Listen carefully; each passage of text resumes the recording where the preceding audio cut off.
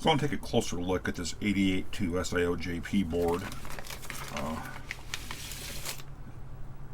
Take a look at the strapping, etc. on it,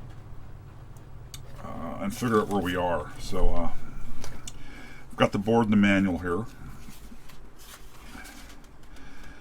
I believe it should be all in the default strapping state. We'll find out. Let me get a better pair of glasses, because that's always a concern. So it does have a 2716 EEPROM, as it's supposed to, with the AMON monitor in it. That's awesome. A bunch of little banks of jumpers that don't have any jumpers in them, and then there's the race dip switches. So read through the manual a couple of times. Still a lot to take in. It should be strapped to all the defaults, so standard configuration.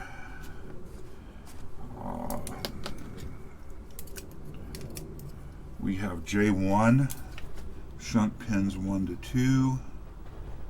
And that's how it's configured. Let me find a pencil.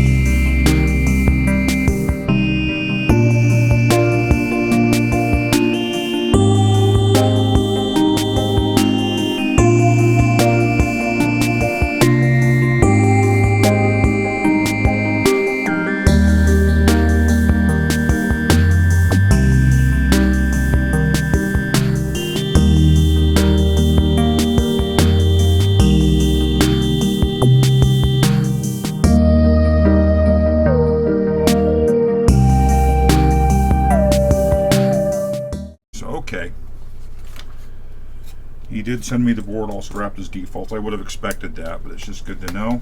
It's one less thing to have to worry about. We've got a couple of headers or interface cables here.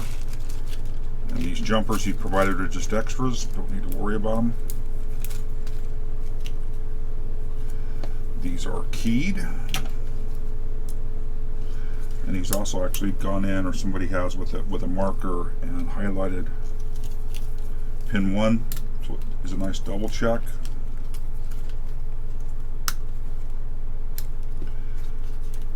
So board should be set to auto jump on start to the monitor.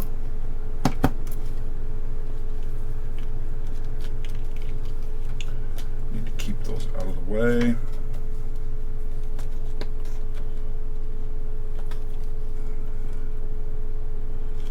Let's actually slide the board further forward, get a little bit more length out of those. So that really should be getting me serial ports. What I want to do now is get the front panel connected and do a power up and just see if it's auto jumping to the monitor.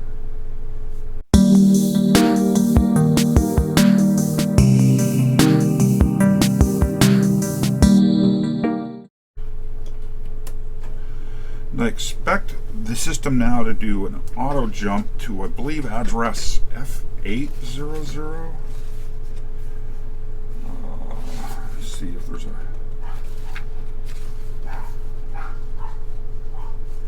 auto jump.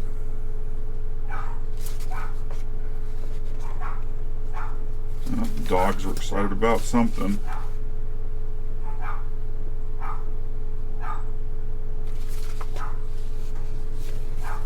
I believe the monitor is at F800. I guess we'll find out here, see how the system reacts.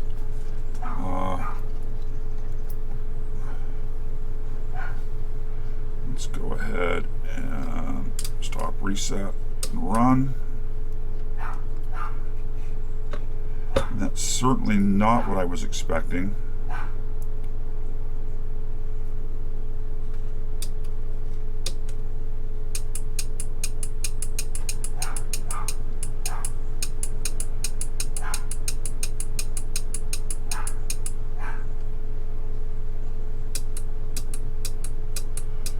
Absolutely not what I was expecting.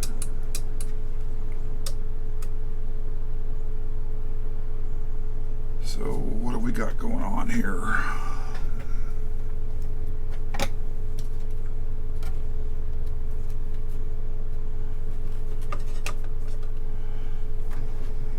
Well, back to the manual.